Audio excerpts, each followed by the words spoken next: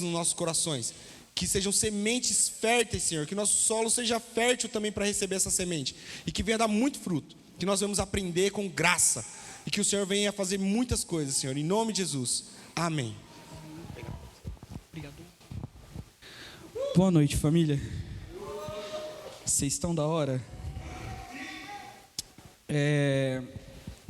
Sinceramente, contar para vocês um segredo, eu tô realizadíssimo. Quem já andou pelo menos meia hora comigo sabe que a coisa que eu mais gosto de falar são disciplinas espirituais. E se vocês assistiram os vídeos, todas as milhares de comunicações que a gente soltou essa semana, se vocês já pegaram os adesivos que estão aqui nas cadeiras, quem não pegou ainda tem mais adesivo aqui na frente, gostaria de lembrar. É um tema que queima muito no meu coração. E aí eu queria, antes de até entrar aqui no que eu comentei, uma coisa é a palavra preparado, outra coisa é a palavra rema, né? Aquilo que é verdade. E nessa semana eu tive uma perda muito grande na família. E aí é incrível como o Senhor, e só o Senhor pode preencher esses espaços. Porque conforme a gente cantava aqui, até aquilo que não estava no lugar, Ele foi trazendo para o lugar. Confesso que eu ainda não estou 100%, mas o Senhor é Deus sobre todas as coisas. E é por isso que eu gosto tanto de falar desse tema. E aí eu queria pedir uma coisa, o Vitinho acho que aí está aí mais perto. Desliga aí para nós, deixa do jeito que estava. Acho que é importante para conduzir os entendimentos do que a gente vai trazer aqui. Nossa, que grande escuridão, né? Acho que as de trás aí pode ficar ligada. Só as daqui da frente mesmo. Aí. Por que eu pedi para ficar assim? Eu queria começar contando uma história. Kel, se você quiser mudar aí para nós. Eu queria que você imaginasse que você está sonhando agora. E você é um criminoso ou uma criminosa condenado. Você sabe que você cometeu os crimes. Você sabe que a culpa é sua. E você está sendo conduzido dentro de uma viatura para dentro das portas de uma prisão, através das portas de uma prisão. E aí você vê um outro carro vindo na sua direção, tu olha dentro desse carro e vê alguém muito parecido com você, indo na direção oposta. Top. De novo, tu sabe que você está condenado, você sabe que você fez aqueles crimes, cometeu aqueles crimes, e com medo dessa sentença, você tenta fugir. Você tenta fugir, mas ao tentar pular as grades da prisão, você se machuca completamente. Machuca seu abdômen, sua perna, seu corpo como um todo. E aí nessa tentativa frustrada de fugir, os guardas te pegam, te levam de volta para dentro. E aí você não desiste, porque você sabe que a condenação é terrível. E aí o que tu faz? Tu tenta fugir pelo bueiro, tu tenta fugir pelo esgoto. E aí, no processo, você também é pego pelos guardas e volta. E aí, por fim, temendo aquela condenação imensa, terrível, você pensa, cara, eu vou dar um fim nisso, porque era melhor não viver do que ter que viver com isso para sempre. Ter que conviver com essa condenação para sempre. E aí você prepara tudo e tal. E aí quando você vai fazer, um guarda te impede, pega o veneno da sua mão e diz para você, por que você vai fazer isso? Por acaso você já não sabe que o seu pai e o seu irmão mais velho estavam de comum acordo quando ele se entregou no seu lugar? Por que você vai fazer isso? Tudo isso é medo de voltar a se relacionar com o teu pai? Por conta do sacrifício do teu irmão? E aí os seus olhos se abrem, você percebe que você não estava na prisão, você estava na casa do seu pai. E na verdade todo esse esforço era para voltar para dentro da prisão, não para fugir lá. Porque no primeiro momento, o seu irmão é quem estava indo no carro para dentro da prisão, tendo entregue no seu lugar. Eu quero orar, fazer o Vitor, eu quero orar de novo, porque eu tenho muito temor de falar as coisas que eu vou falar agora. Então, Senhor, que aquilo que o Senhor já comunicou ao meu coração tantas e tantas vezes, a paixão que eu tenho por esse assunto que possa ser comunicado aqui, Espírito Santo, toma todos os espaços dos nossos ouvidos, que os nossos corações sejam terra férteis para aquilo que vai acontecer aqui nessa noite, para aquilo que o Senhor quer falar, e que eu consiga comunicar aos meus amigos aquilo que o Senhor colocou no meu coração durante esses últimos anos. Amém. Por que contar essa história? A gente vai falar de disciplinas espirituais, e aí vai fazer sentido, prometo, já explico para você, Mas eu acho que a primeira coisa que a gente precisa entender quando a gente falar de disciplinas espirituais é sobre sede. É sobre entender o que é que a gente está buscando. A gente não está, a gente está vivendo no tempo, e a gente sabe, se você abrir o seu Instagram agora, provavelmente você vai ver um monte de gente com receita para fazer algumas coisas. Não é à toa que a gente tem o Café com Deus Pai, ou tantas outras coisas. A gente tem várias fórmulas para fazer acontecer. A gente tem várias formas para os nossos sucessos financeiros, espirituais, físicos. A gente tem várias fórmulas e várias vozes dizendo como essas coisas deveriam ser. Só que aí, a despeito de todas essas vozes falando, a gente chega no Evangelho e a gente tem um Jesus que vai dizer para a gente: eu sou o caminho, a verdade e a vida. A despeito de todas essas coisas, de um caminho mágico, de um acorde 5 horas da manhã, beba 7 litros de água, leia todos os livros da Bíblia ao mesmo tempo, de frente para trás, de trás para frente, a gente tem um Cristo que diz: tome a sua cruz e siga-me. E aí você consegue perceber já que isso já não é mais uma fórmula. E mais, para a gente entender qual que é, para a gente responder essas perguntas do como que a gente faz, o que a gente faz, quando a gente faz, a gente precisa refletir sobre o que nós estamos buscando. Essa sede da qual eu estou falando aqui, ela vai definir exatamente o que nós estamos buscando. Então, para começar essa conversa, a primeira coisa que a gente precisa entender é que muitos de nós chegamos no Evangelho com alguma promessa de cura. Se você é mais novo, talvez uma promessa de bala, um cachorro quente depois do culto, alguma coisa nesse sentido. De um Deus amoroso, de um Deus que vai resolver todos os seus problemas, mas que em determinado momento, depois que toda essa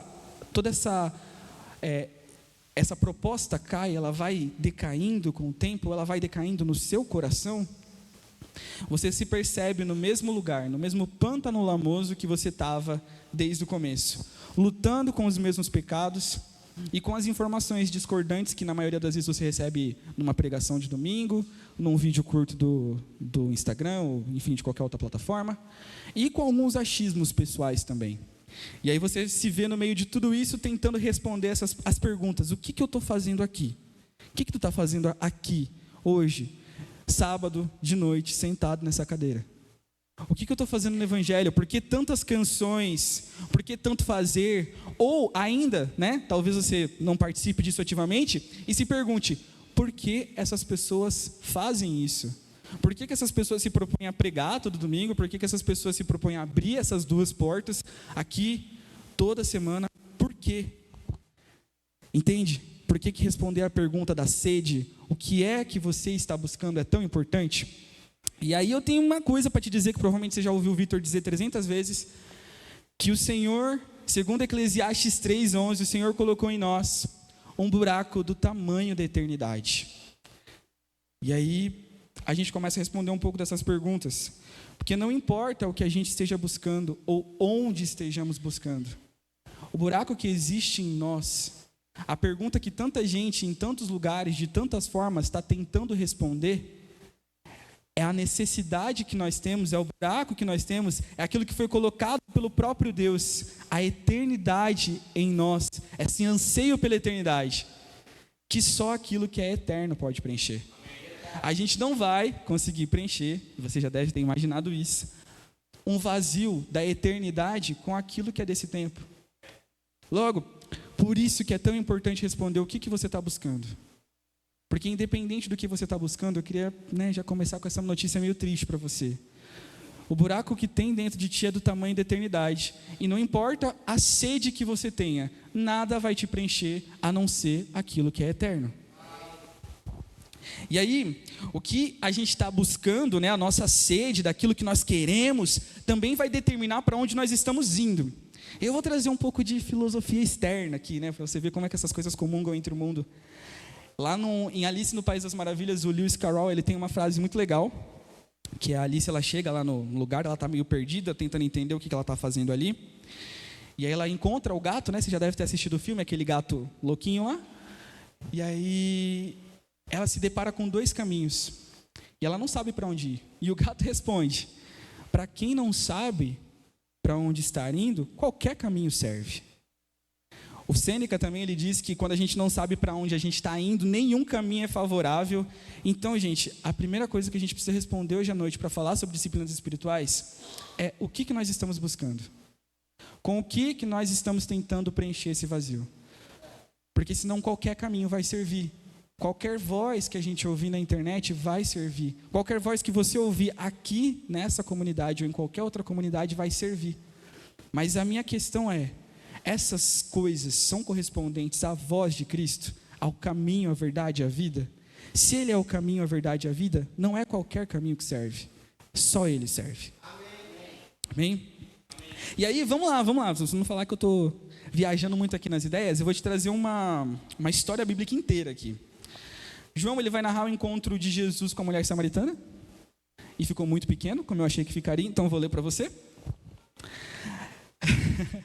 Eu imaginei, eu coloquei em casa, eu falei, vai ficar muito pequeno, e realmente ficou. Ali ficava o poço de Jacó. Era mais ou menos meio-dia, deixa eu só te contextualizar. Essa aqui é a história de Jesus quando ele encontra a mulher samaritana. É aquela história da música, junto ao poço estava eu quando... Nananana. Você sabe, né? Já cantou várias vezes. Então, é aqui. Ali ficava o poço de Jacó. Era mais ou menos meio-dia quando Jesus, cansado da viagem, sentou-se perto do poço. Uma mulher samaritana veio tirar água e Jesus lhe disse, por favor, me dê um pouco de água. Os discípulos, tem um adendo aqui, os discípulos tinham ido até a cidade comprar comida. A mulher respondeu, o Senhor é judeu e eu sou samaritana. Então como é que o Senhor me pede água? Ela disse isso porque os judeus não se dão com os samaritanos. Então Jesus disse, se você soubesse o que Deus pode dar e quem está lhe pedindo água, você pediria e ele lhe daria água da vida. Ela respondeu, Senhor, o Senhor não tem balde para tirar a água do poço e é fundo. Como é que vai conseguir essa água da vida? Nosso antepassado Jacó nos deu este poço. Ele e os seus filhos, os seus animais beberam daqui. Será que o Senhor é mais importante do que Jacó? Então Jesus disse, quem beber dessa água terá sede de novo, mas a pessoa que beber da água que eu lhe der, nunca mais terá sede, porque a água que eu lhe der se tornará uma fonte que dará, uma fonte de água que dará vida eterna. O texto ele é um pouco cheio de signos, mas para nós hoje em dia ele já é bastante claro. Jesus está revelando a si mesmo como água da vida. Quando eu pergunto para você hoje à noite qual que é a sua sede, eu também estou te dando uma resposta aqui em João 4, que existe uma água que jorra para a vida eterna. Jesus está dizendo que quem volta a beber daquela água, daquele poço, eu vou parafrasear aqui, quem volta a buscar prazeres e alegrias fora do caminho, verdade e vida, volta a ter sede. É como uma criança que queria muito brinquedo, queria muito um doce, sei lá, e depois de 5 minutos aquilo já não faz mais sentido para ela. Ela quer outro, e quer outro, e quer outro, e quer outra coisa, e nunca está satisfeita. Quantas vezes, galera, a gente já não quis tanto uma coisa e minutos depois a gente percebeu que a gente não estava mais satisfeito com aquilo que a gente quis tanto? Porque o buraco que existe em nós é do tamanho da eternidade. A sede que existe em nós é eterna. E só essa água viva pode estancar essa sede. Jesus se auto-revelou como essa água. Se auto-revelou como essa figura. E aí, a pergunta, quando eu fiz para você, o que você está fazendo aqui? Eu espero que, quando a gente terminar aqui, está bem longe do final, tá? Eu vou te avisar, isso já tem 11 páginas aqui, está bem longe do final, então se acomode. Mas eu queria que, quando chegasse no final, você entendesse que, ao se perguntar, o que é que a gente está fazendo aqui? A sua resposta fosse Salmos 42. Assim como a corça suspira pelas correntes das águas, assim suspira minha alma tem sede de ti, Deus vivo. Quando eu irei me apresentar diante da face do meu Deus? Quando alguém te perguntar, cara, por que tu ora tanto? Assim como a corça anseia por águas. Cara, por que você serve pessoas que você nem conhece? Assim como a corça anseia por água. Assim o meu coração tem sede de ti, ó Deus. Que essa seja a resposta para a nossa sede. Amém? Mas aí, tem uma coisa um pouco importante aqui. Eu vou beber água porque, essa sede é física mesmo. A gente escolheu o tema, vocês devem ter visto várias vezes ali no começo, Aí agora eu vou confundir, se ficou seguindo ou avançando? Próximo nível, né? O próximo nível. E por que esse tema? Se você quiser abrir, talvez seja legal, vai aparecer ali, mas também vai ficar muito pequenininho, mas se você quiser abrir para ficar marcado no aplicativo da sua Bíblia, Ezequiel 47, 1, 9. Eu preciso muito que você abra, que você leia, que você acompanhe comigo, beleza? NVI, se você tiver uma Bíblia de várias versões aí.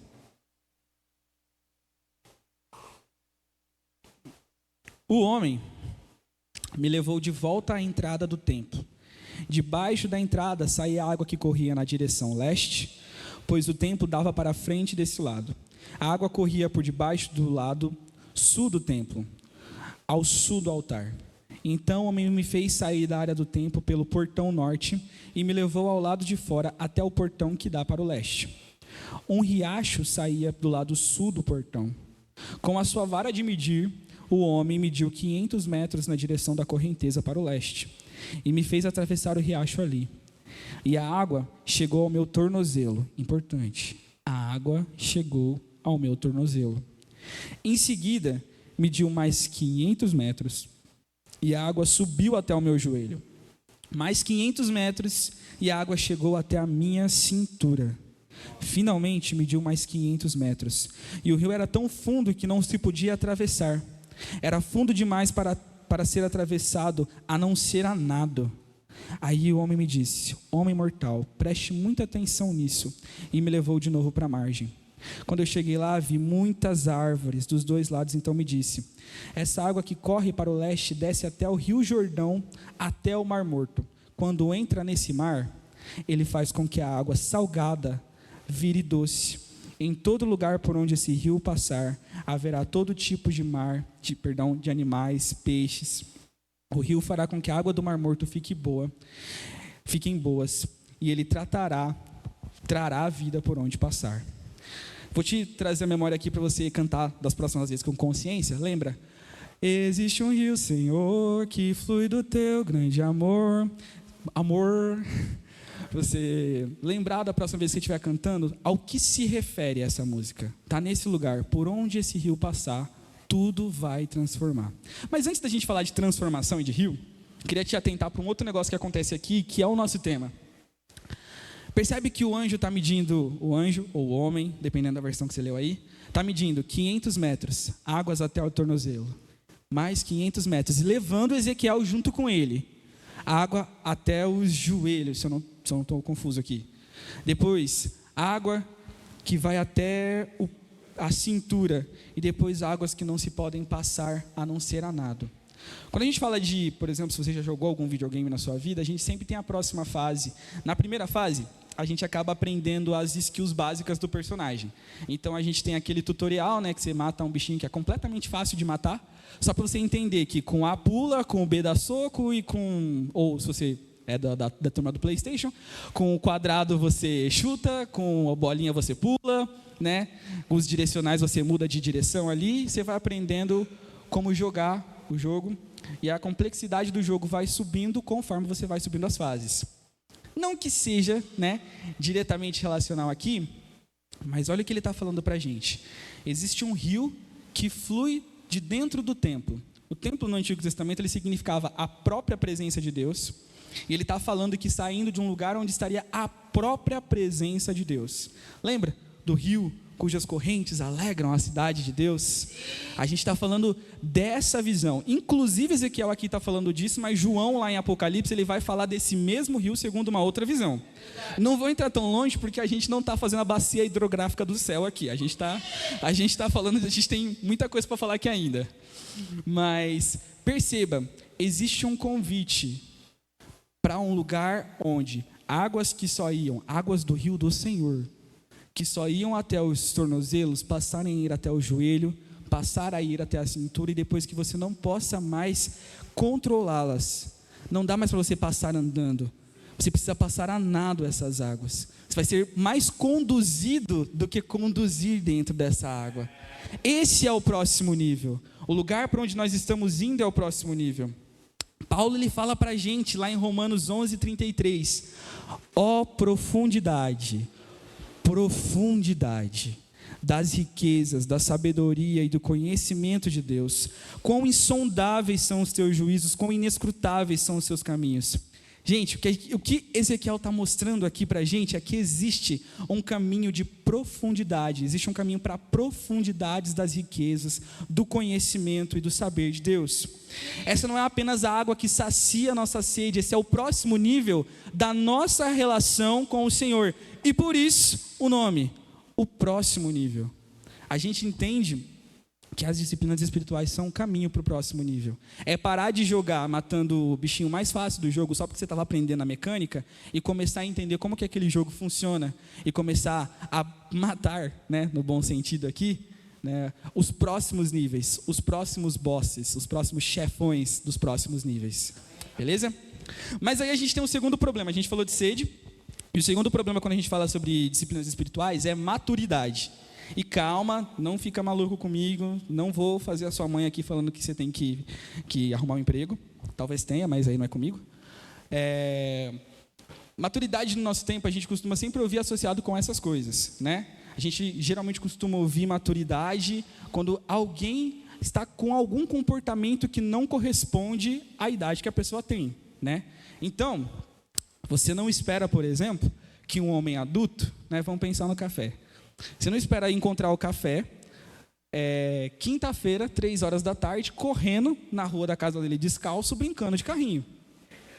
Você não espera isso. Tudo bem, ele pode gostar disso, ele pode estar de férias, ele pode estar num dia livre, num feriado, pode ser que aconteça, pode ser. Mas você, assim, num dia normal, né, numa terça-feira que Deus deu, tu não espera encontrar um cara desse tamanho brincando de carrinho na rua. Um pai de família, a menos que ele esteja brincando com a Maitê, mas isso também é outra questão. Então, quando a gente está falando de maturidade, a gente geralmente está pensando em comportamentos que são correspondentes com uma idade. A gente não vai esperar, por exemplo, que a Maitê venha aqui e pregue, né? Imagina se ela levanta do colo da Stephanie ali e vem aqui agora e começa a pregar. A gente não está esperando por isso. Comportamentos correspondentes com cada idade. Outra coisa também que a gente não espera é que uma pessoa adulta queira se alimentar de salgadinho e bolacha. E aí isso é uma questão, né? Todo mundo já deve ter ouvido o termo paladar infantil, mas você sabe as consequências? A Gabi está inclusive comendo um salgadinho ali dentro da sala, que Deus te elimine. Mas o que a gente está falando aqui isso não é um comportamento correspondente com a idade, porque você já sabe, como, né, jovem adulto aqui, que comer salgadinho e bolacha todo dia não tem nutrientes suficientes para a dieta que você precisa. Não tem proteína para você ficar monstro, não tem macronutrientes para fortalecer a sua macrobiota, né? Não tem. Tá viu? Tô chique aqui, falando só termos altamente técnicos. Então, o que a gente está dizendo? Que essa fome não corresponde com a maturidade de uma pessoa adulta. E aí a gente vai ver Paulo usando essa mesma alegoria lá em Efésios 4. Quem se alimenta de leite ainda é criança e não tem experiência no ensino da justiça. No entanto, o alimento sólido é para adultos, os quais, pelo exercício constante, se tornam aptos para discernir tanto bem quanto mal. Está falando isso aqui, era Hebreus, perdão, errei a referência. Mas ele fala disso em Hebreus, ele fala disso, a mesma alegoria em Efésios, e ele faz a mesma alegoria descendo o sarrafo nos Coríntios. Nos Coríntios ele já fala assim: eu cheguei aí e tive que alimentar vocês com leite, porque vocês não estavam prontos para comer o alimento sólido. E aí essa é a questão. Caiu aí. Essa é a questão. Quanto tempo você está aqui? Aqui eu digo no Evangelho. Quanto tempo? Acho que existem poucos de nós aqui que ainda não são batizados, que ainda estão caminhando há pouco tempo com Cristo. E aí quando a gente pensa no café, correndo, terça-feira, na rua, brincando de carrinho, descendo a ladeira no carrinho de rolimã. Imagina isso. E agora pensa há quanto tempo você está aqui se alimentando de leite e sem poder receber um alimento espiritual adequado, se a gente acredita que a palavra é o que nos alimenta, se a gente acredita que essa palavra é vida para nós, imagina, em que situação nós estamos? Nós estamos em alguém que quer comer salgadinho e bolacha, corte do Instagram e café com Deus Pai? Ou você... Nada contra aí também, sei que está sendo gravado, mas nada contra, e também nada a favor. Ou você tem se alimentado da palavra viva? Antigamente, agora eu vou ser bem velho, a gente tinha um rolê chamado Caixinha de Promessa. Era tipo uma caixinha mesmo, e tinha um negócio horrível, uns pedaços de cartolina e tinha uns versículos soltos. Nossa, que coisa horrível. E tinha muito, geralmente em congresso de igreja a gente dava de presente, era um negócio bem triste. Só que imagina, será que a sua vida está sendo uma caixinha de promessa? Será que o seu devocional está sendo uma caixinha de promessa? Tu abre um capítulo aleatório da Bíblia e lê? Porque um capítulo aleatório da Bíblia ele não tem contexto, ele não tem história, ele não tem relação com o capítulo anterior, nem com o capítulo... Você não sabe quem escreveu, em que momento escreveu. Porque eu posso abrir para você aqui em Oséias 1 e falar, pega uma mulher amada do teu amigo, e aí, não é palavra da Bíblia? O que tu vai fazer? Bolacha. Isso é bolacha, cara. Você está se alimentando de bolacha Danone. Palavra de Deus tem contexto. Palavra de Deus tem contexto histórico, tem quem escreveu, tem versículo que vem antes, tem versículo que vem depois. E se você quiser ser maduro no Senhor, a gente precisa entender isso. Então, esse é o segundo problema, a maturidade. E aí, olha o que Paulo, né, vai falar aqui quando ele fala aos Efésios, lá em Efésios 4. A gente ali já leu esse versículo na última série, mas vamos ler juntos aqui de novo. Ele designou uns para apóstolos, outros para profetas, outros para evangelistas, outros para pastores e mestres, com o fim de preparar os santos para a obra do ministério, para que o corpo de Cristo seja edificado e todos alcancemos a unidade da fé e o conhecimento do Filho até que cheguemos à maturidade, atingindo a medida da plenitude de Cristo. O propósito é que deixemos de ser como crianças, levados de um lado para o outro pelas ondas, jogados para cá e para lá por todo o vento de doutrina, pela astúcia e a esperteza de homens que induzem ao erro. Antes, seguindo a verdade em amor, cresçamos em todas as coisas naquele que é o cabeça, Cristo. Daquele que todo o corpo ajustado, unido pelo auxílio de todas as juntas, cresce e edifica a si mesmo em amor, à medida que cada parte realiza a sua função. Paulo aqui está falando praticamente duas coisas ao mesmo tempo. Ele está falando sobre os ministérios, como a gente leu da última vez, mas aqui ele também está falando sobre essa maturidade. Ele está falando sobre como a gente cresce e deixa de ser como crianças, como que a gente atinge a plenitude de Cristo. E o que é essa maturidade? Ele está dizendo para a gente que nós precisamos alcançar essa unidade na fé e conhecimento do Filho de Deus. Inclusive, né, é bom até lembrar, eu não lembro onde é que está aqui, eu já me perdi aqui, mas João vai dizer para a gente que a eternidade é que conheçamos a Cristo. João 17. Percebe que, como essas coisas estão conectadas? Se a sede que existe em você é um buraco colocado pelo próprio Deus, que é uma sede pela eternidade, e a maturidade é conhecer o Filho de Deus, as respostas estão aqui. Essa maturidade, o que vai estancar as nossas sedes, é o conhecimento do Filho de Deus. Conhecer a Deus. Amém? E aí a gente vai para o convite. Convite que Paulo, né, deixou aqui para a gente. É um convite que ele fala muito mais do que os outros apóstolos. Obrigado. Mas aí aqui eu tenho uma questão para falar para ti também. Tu já deve ter visto em vários sermões de Jesus, tinha uma multidão seguindo ele. Tu pega Mateus 5, a gente tem multidão seguindo Jesus. A gente tem gente pra caramba ali em volta. Inclusive, tem até uma questão, né? Que muitas das vezes, essa multidão ia embora assim que os milagres acabavam. Assim que o pão e que o peixe acabava. E aí é difícil, porque multidão não tem nome. Multidão não é Pedro, João, Judas. Multidão é multidão. É só um monte de gente que quando o movimento acaba, eles vão embora. E vocês? Jesus vai dizer, né, para Pedro, na célebre frase de Pedro, quando ele diz: para onde nós iremos se só tu tem palavras de vida eterna? A pergunta de Jesus é: vocês também não querem ir embora? Não quer ir embora também? Vai embora. Tu não quer ir embora? Vai embora. Vai embora junto com a galera. Só que a resposta de Pedro é: para onde nós iremos se só tu tens as palavras de vida eterna? Esse é o convite. Permanecer. Não como multidão, mas como discípulo. E aí, tudo isso parece meio difícil, se relacionar com Deus, adentrar em insondáveis riquezas, parece muito maior do que você. E até certo ponto é. Eu lembro de quando eu estava começando, quando eu cheguei aqui na ICF e comecei a ouvir vocês falarem de disciplinas espirituais, principalmente o Enéas, né? O Enéas, é. Ele falava muito sobre isso, e eu ficava: mano, isso aí é para gigantes espirituais, isso aí é para gente que é tipo assim, os demônios vê ele passando na rua, vai ter aviso de que o Enéas vai passar na rua, o demônio já nem passa por lá. E não, parece que é tudo muito grande, parece que é impossível de fazer, mas não, é para os filhos de Deus. E aí tem um sentimento no nosso tempo, que é mais ou menos assim: trabalhe com o que você ama e você nunca vai ter que trabalhar, né?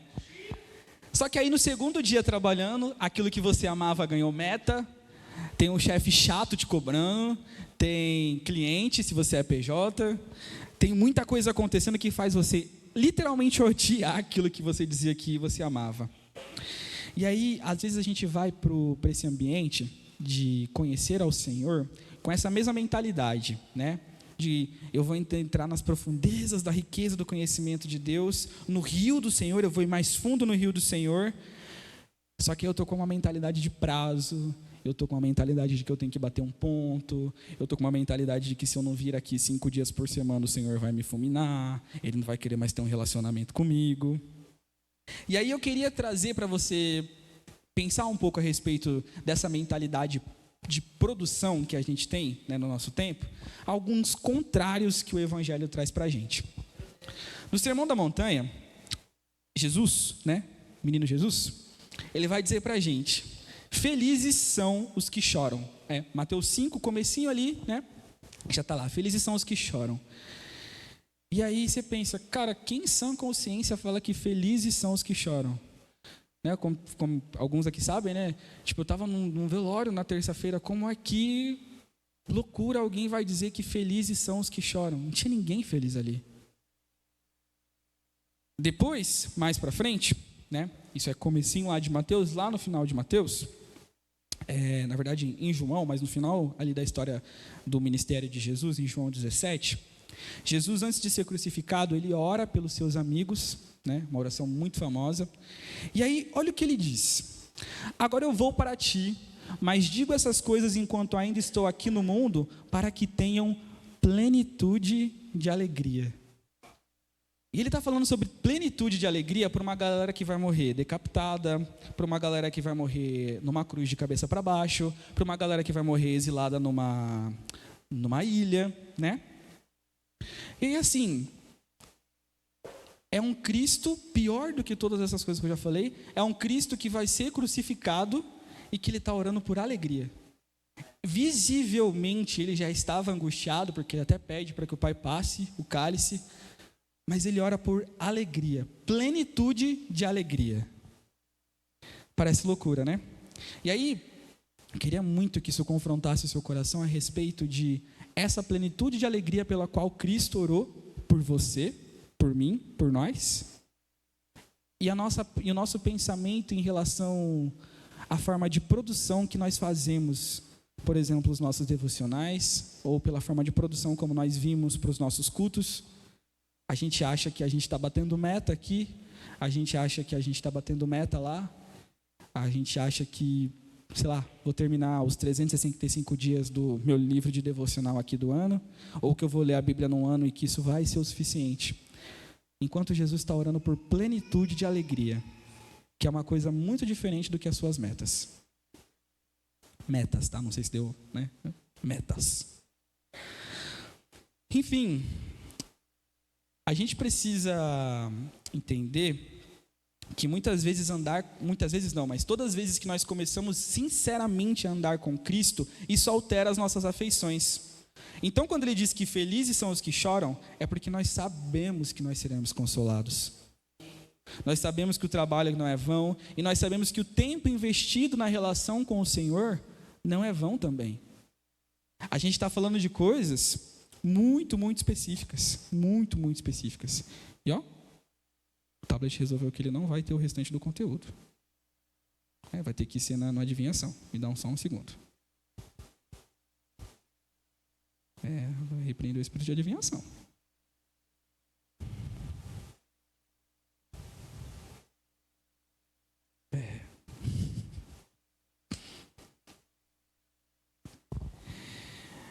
E aí, uma vez que a nossa sede muda, né?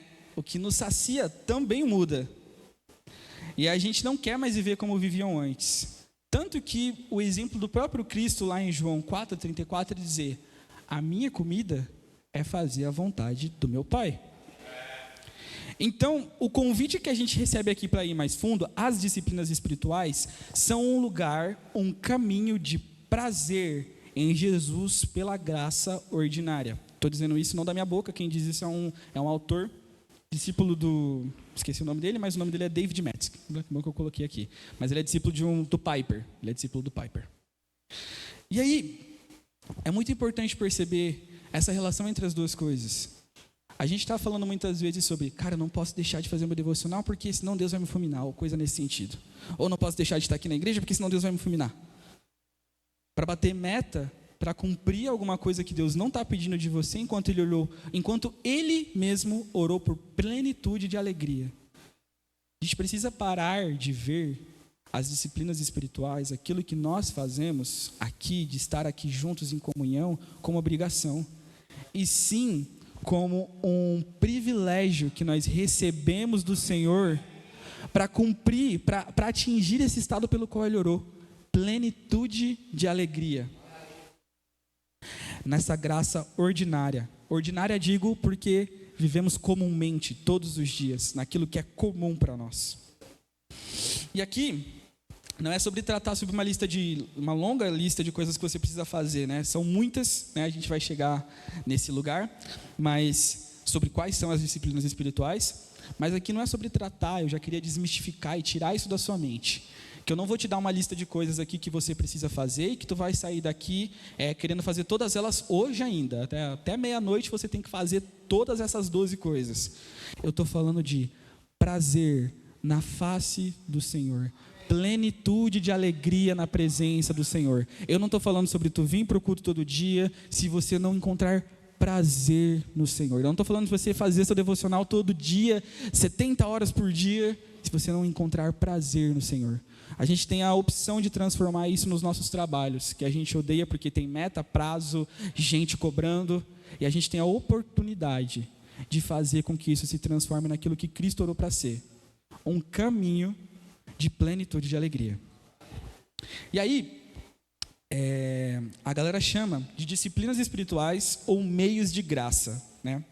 E aí, para mim, eu gosto da palavra meio de graça, inclusive eu preferi ali porque também ia ficar mais bonito no layout, então é isso.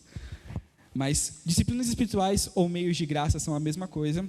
E o autor que primeiramente organiza, que ele é mais famoso por isso, que é o Richard Foster, ele vai dizer que as disciplinas espirituais ou meios de graça são uma porta para um caminho de alegria. Eu vou adicionar para você: alegria, prazer e liberdade no Senhor. E ao dizer essas coisas, tá? Eu estou me valendo do que Cristo disse, do que Paulo vai reafirmar, tá? Então, eu estou te dizendo, ó, alegria porque Cristo orou por isso, para liberdade, porque Gálatas 5 vai nos dizer que para a liberdade Cristo nos libertou, e prazer porque Salmos 1 afirma que a gente pode ter prazer na lei do Senhor. Estou dizendo alguma heresia aqui? Amém? Né? Porque a gente começa a falar de prazer, liberdade e alegria, talvez você fique um pouco confuso comigo. Estou te dizendo que todas essas coisas são possíveis no Senhor e é o desejo do coração do Senhor é que nós tenhamos isso. Só que isso não contrasta, de novo, com os nossos irmãos que morreram martirizados. É só quando você encontra essa plenitude de prazer, liberdade e alegria no Senhor que uma morte martirizada faz sentido. Porque seus olhos não estão nesse lugar. Amém? Então não me tira de maluco. Te prometo que vai fazer sentido.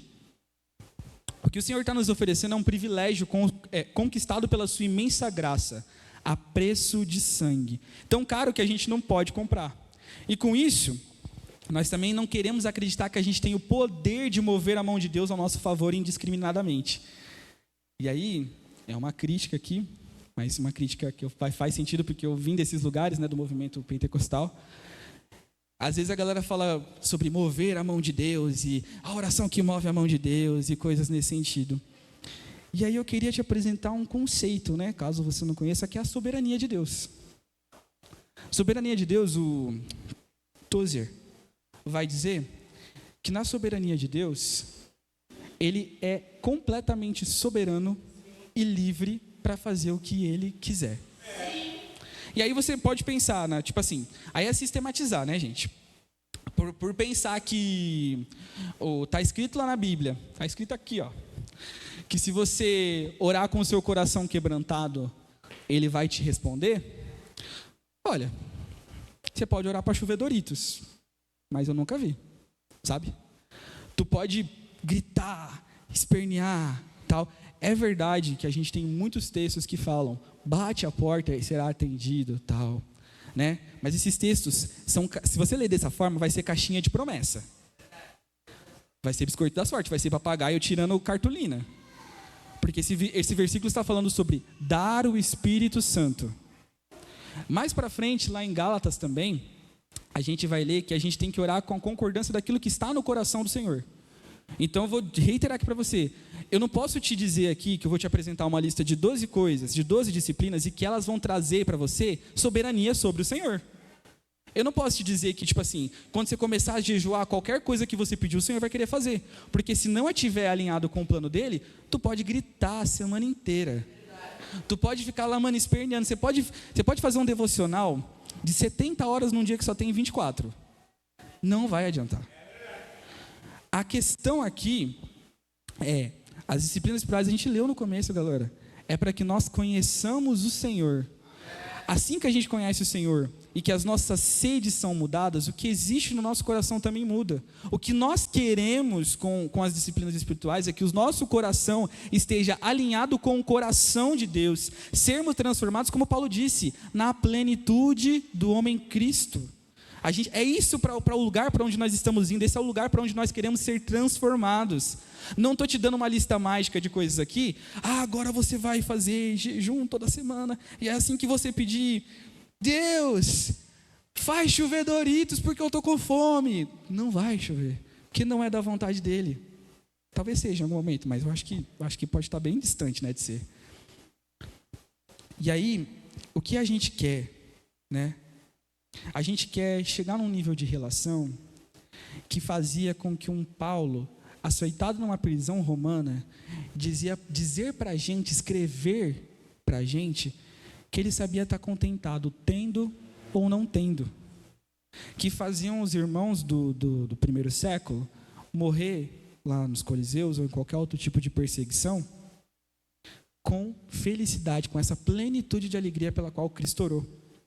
A gente quer chegar num nível de relação de Moisés, que falava com o Senhor como se fala com um amigo.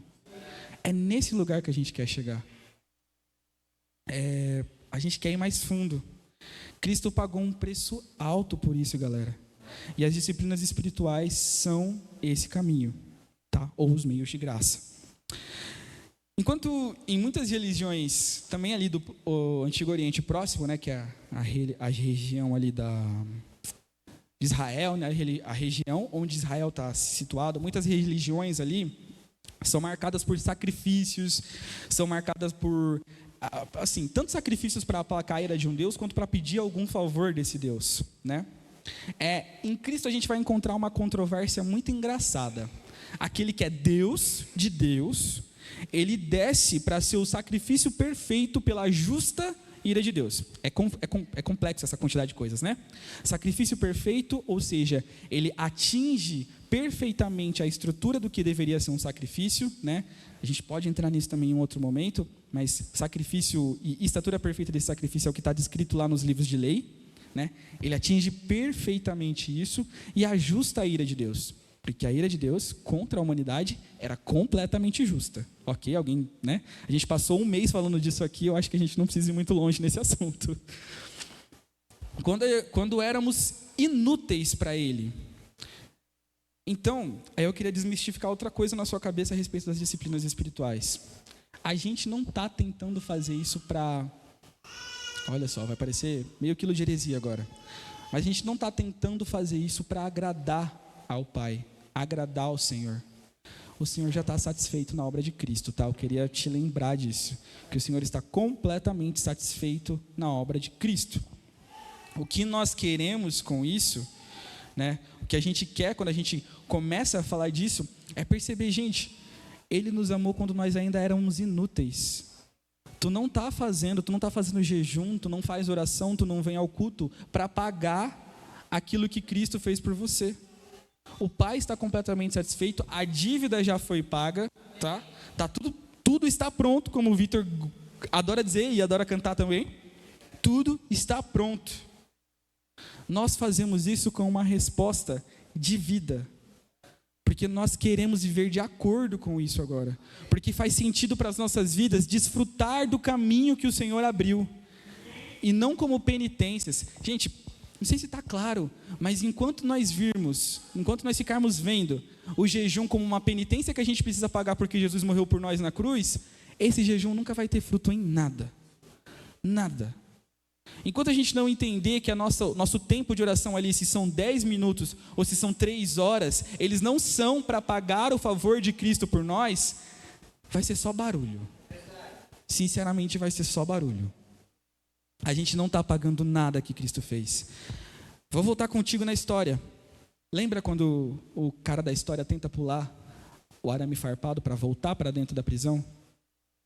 É isso que a gente está fazendo quando a gente desconsidera que o Pai está completamente satisfeito no sacrifício do seu irmão mais velho, e a gente tenta voltar para dentro de prisões. Paulo, gente, ele vai falar extensamente sobre isso nas cartas dele, sobre pessoas que tentam arrumar questões com circuncisão para desaprovar irmãos que não são judeus, querendo colocar fardos pesados ou jugos de lei. Sabe, não é sobre isso que a gente está falando. Não é sobre uma nova lei que você precisa cumprir. Não vou te dar 12 coisas aqui para você fazer que são uma nova lei para você cumprir. Não são. São caminhos para encontrar alegria e prazer no Senhor. É um caminho para que a nossa identidade pecaminosa e caída seja transformada pela personalidade daquele que nós conhecemos e aceitamos como perfeito. É isso que nós queremos, meus amigos.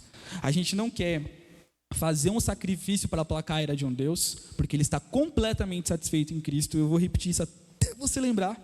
E a gente não está tentando impedir que algo de ruim aconteça conosco, porque eu preciso te lembrar, né? Martinho Lutero, anos atrás, ele já trouxe para a gente, já reavivou o pensamento de que salvação é pela fé. Então, se tu está achando que ao começar a jejuar, orar, vir no culto, fazer discipulado ou qualquer coisa nesse sentido, você vai ser mais salvo do que alguém, tem um problema. Temos o problema 1 aqui, beleza?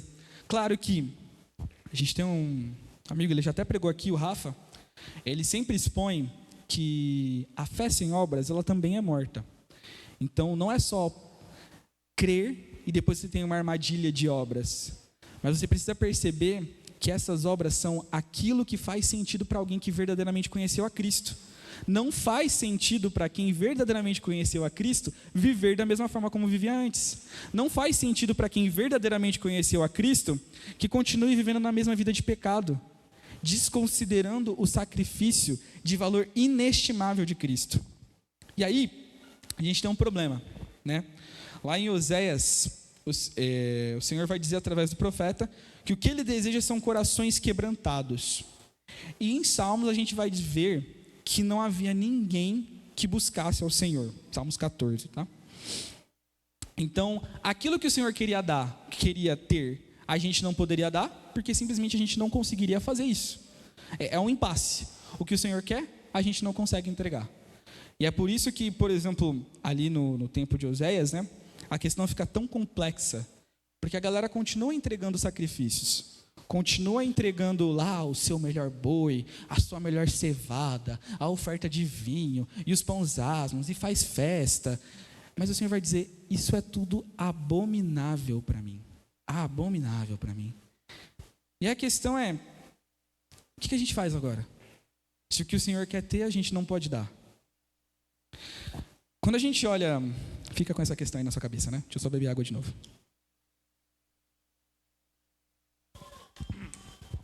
Quando a gente olha para a cruz e para o panorama do homem-deus pregado injustamente pelos nossos pecados, ou se você for para a nossa analogia aqui do começo, o seu irmão mais velho que se entrega no seu lugar, a gente vai perceber que nós éramos inimigos de um homem que estava orando por nós, pedindo plenitude de alegria, né?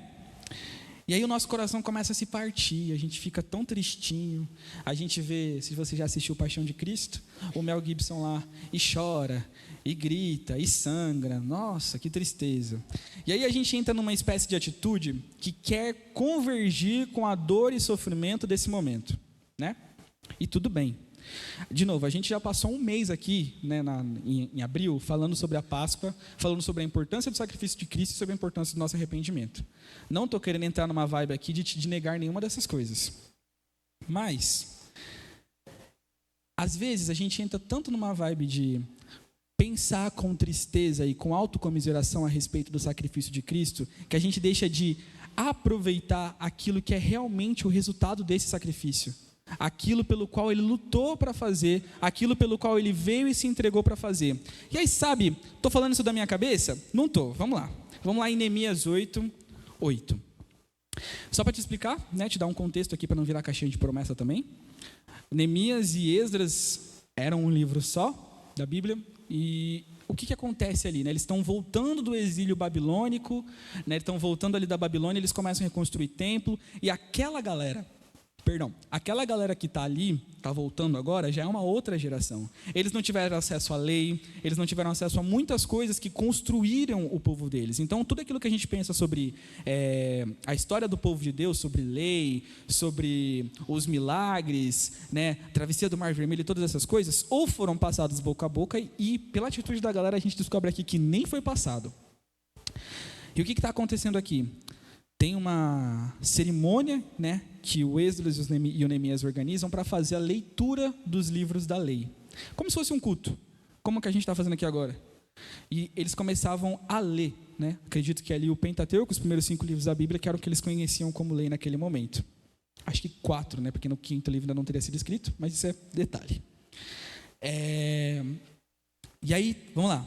Leram o livro da lei, interpretando, explicando, a fim de que o povo entendesse o que estava sendo lido. Então, Neemias, o governador, Esdras, o sacerdote, e escriba, os levitas estavam instruindo o povo e disseram a todos: este é um dia consagrado ao Senhor, nada de choro, pois todo o povo estava chorando enquanto ouvia as palavras da lei. E Neemias acrescentou: podem sair, comam, bebam do melhor que tiverem e repartam com os que têm nada preparado. Este é um dia consagrado ao Senhor. Não se entristeça, porque a alegria do Senhor os fortalecerá, ou a alegria do Senhor é a nossa força. Os levitas tranquilizaram o povo dizendo: acalmem-se, porque esse é um dia santo, não fiquem tristes. E aí, o que eu estou querendo dizer com isso? Às vezes a gente chega realmente nesse estágio de olhar para o, sei lá, qual é a imagem que você tem na sua cabeça.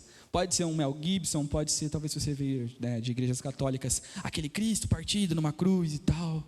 Ou talvez Jesus do The Chosen, né? Ainda não chegou na crucificação, então a gente não tem essa parte ainda.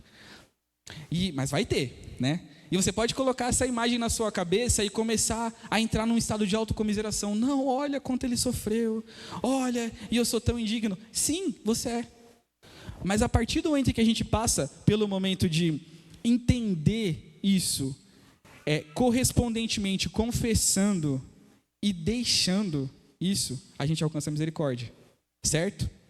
E aí o que Neemias está dizendo para o povo aqui, ele começa a ler a lei para o povo, e o povo começa a perceber o quanto eles são vagabundos, para usar uma palavra adequada aqui. O quanto eles são vagabundos é uma lei que os sustentou no tempo de exílio e que agora estava trazendo de volta ali. Eles estão na porta do templo, na porta daquilo que representa a presença de Deus, e eles estão ouvindo as justas leis do Senhor, e eles se percebem com quão pecadores são.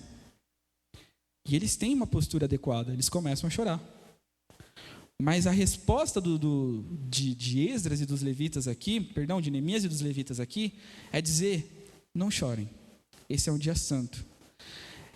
Quer um outro exemplo disso para também não ficar muito maluco? Pra você não dizer que eu estou distorcendo o texto bíblico aqui? Lá em 2 Samuel, a gente vai encontrar aquele episódio, 2 Samuel 12, onde Davi peca, né? A Berseba lá tá para ter o primeiro filho. E nesse processo, ele fica em jejum e oração, ali, veste pano de saco e tudo mais, ali jogado no chão, enquanto acontece o trabalho de parto, orando e jejuando, porque ele acredita que assim talvez o Senhor poupe a vida do menino. Lembra que eu te falei? Não adianta jejuar e orar se aquilo não for da vontade de Deus. Pode espernear, não vai adiantar de nada. Você não está tentando comprar o favor de Deus, nem mover a mão do Senhor indiscriminadamente. Beleza? A criança morre. Sabe o que acontece? Ele levanta, toma um banhão, come e vai para o templo. E aí, sabe o que acontece? A nossa postura para olhar para a cruz hoje, ela pode ser essa postura. Tipo assim, óbvio, gente, depois da confissão, depois do arrependimento, essa pode ser a nossa postura de ficar olhando para sempre. Ai, como eu sou pecador. Por que eu sou tão pecador? Por que eu sou tão pecador? E tão pecador, e você vai nessa vibe, indo de tão e tão pecador, e você não percebe que quando Cristo é pregado no Calvário, e ele expira, e ele diz, está consumado, entre as coisas que acontecem, o véu que separava o templo se rasga. E aí, deixa eu te explicar se você não manja. O véu que separa o véu do templo, era um véu que separava o lugar onde estava a presença de Deus. Tá ligado aquele lugar onde a gente falou que fluía a água que saía do templo, presença de Deus e tudo mais? Existia um véu que separava esse lugar. E aí, até para entrar nesse lugar, era uma determinada época do ano, o sacerdote ia estar com uma determinada roupa, ele teria que oferecer um sacrifício de purificação. Tinha tanto protocolo para entrar nesse lugar, galera. Tipo assim, eu acho que leva uns 2 capítulos de Levítico só para explicar como é que entra nesse lugar. E mais uns 2 capítulos para explicar como ele é construído. E sabe o que Cristo faz? Lá em Mateus 25, 51. Ficou pequeno também, mas era aquele lá mesmo, que é, obrigado. Ele rasga o véu do templo de cima a baixo, dando acesso para você, da forma como você está, aqui nesse lugar, para mim de short, a presença do Senhor constante, presente. E a nossa atitude é de não entrar nesse lugar.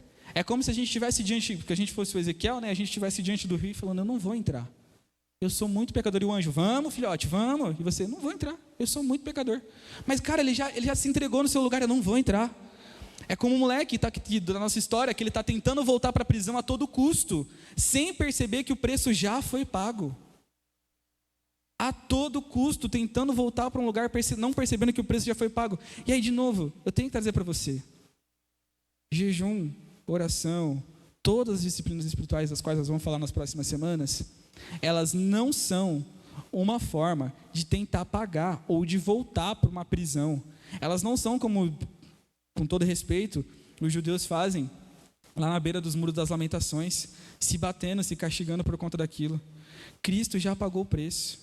E Ele pediu para que você confesse, deixe, alcance misericórdia. Entra no Santo dos Santos. Esse é o convite que é proposto dentro das disciplinas espirituais. Esse é o lugar para onde nós estamos indo. E aí, claro, gente, Gálatas 5,13, que é o lugar onde a gente falou sobre liberdade. Irmãos, vocês foram chamados para a liberdade, mas não usem essa liberdade para dar ocasião à vontade da carne. Pelo contrário, sirvam uns aos outros mediante o amor. Você está muito atento assim? Mas toda vez que a gente está falando de alguma dessas questões de liberdade, amor e tudo mais, tem sempre um verbo embutido. Sirvam, amem, orem, tem sempre um verbo ali. Verbos geralmente são para a gente fazer, né? Geralmente são ações que precisam ser feitas. E é por isso que a gente agrupa essas coisas em disciplinas espirituais. É nesse lugar que as disciplinas espirituais aparecem. E aí, o que elas são? A maior dádiva que nós recebemos de Cristo. O perdão e a purificação de nossos pecados e o acesso ao Pai na pessoa do Espírito Santo. As disciplinas espirituais são um convite para adentrar no lugar onde o véu foi rasgado. Um convite para desfrutar de beleza e das insondáveis riquezas da profundidade do conhecimento de Deus. E aí, é um problema, porque se você continuar nesse lugar, se tu continuar nesse lugar de, eu sou tão pecador, tu nunca também vai vencer o pecado. Nunca. Você nunca vai vencer o pecado, porque ser transformado à medida de Cristo, ser transformado nessa medida de maturidade, é a única forma de vencer o pecado. O que eu gosto muito de uma imagem, lá em João 13, 25, que é de João deitado no peito do Senhor. Eu gosto muito dessa imagem. É para esse relacionamento que o Senhor está nos chamando. Sentar aos pés dele, caminhar com ele, desfrutar da presença dele até mesmo no silêncio. Sabe? E aí, eu estou falando sobre isso por quê? Porque o Foster, o irmão que organiza as disciplinas espirituais, ele diz pra gente que o acesso a essa liberdade, ele não é etéreo, sabe? Ele não é uma coisa transcendental. A gente não está falando de liberdade só como uma liberdade das garras do pecado, da morte, de uma coisa que talvez seja um pouco mais transcendente para a nossa mentalidade. A gente está falando de liberdade hoje, assim, sábado, 21 de junho às 20h12 da noite. A gente está falando de liberdade para hoje, para agora. E aí, a nossa visão de mundo é muito caída e a gente precisa ter uma mentalidade de liberdade que seja correspondente. Por exemplo, cada disciplina espiritual, o Foster afirma, que ela vai trazer consigo uma liberdade que lhe é correspondente. O jejum, vou usar como exemplo, que é a coisa que eu estudei um pouco mais, quando praticado corretamente, ele traz liberdade dos nossos hábitos arraigados. Ou seja, o que você está fazendo no jejum? Você está condicionando a sua carne a dizer, eu estou com fome. Tá bom, você vai continuar com fome. Porque não é você que manda no Espírito, você está vencendo aquela luta. Lembra quando Paulo fala sobre a luta contra a carne, o Espírito, onde eles militam constantemente? Tu está dando vazão à voz do Espírito e condicionando a carne no lugar onde ela tem que estar. Essa é a função do jejum. Caso você não soubesse, essa é a função do jejum. Condicionar a carne. E ela traz consigo uma liberdade correspondente. Liberdade do quê? Dos desejos pecaminosos da carne. Então entende que não tem como tu vencer os pecados. Você não tem como vencer aquilo pelo qual tu tem sofrido e pelo qual você não quer entrar no rio. Eu sou tão pobrinho, eu não posso entrar no rio do conhecimento das insondáveis riquezas de Deus, porque eu sou tão pecador. Mas você não vai vencer se você não entrar no rio.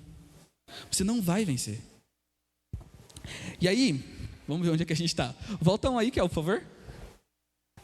Mais um. Aí.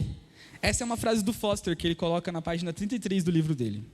O método habitual que nós utilizamos para lidar com o pecado que está arraigado é lançar um ataque frontal, confiando na nossa força de vontade, na determinação que a gente possui.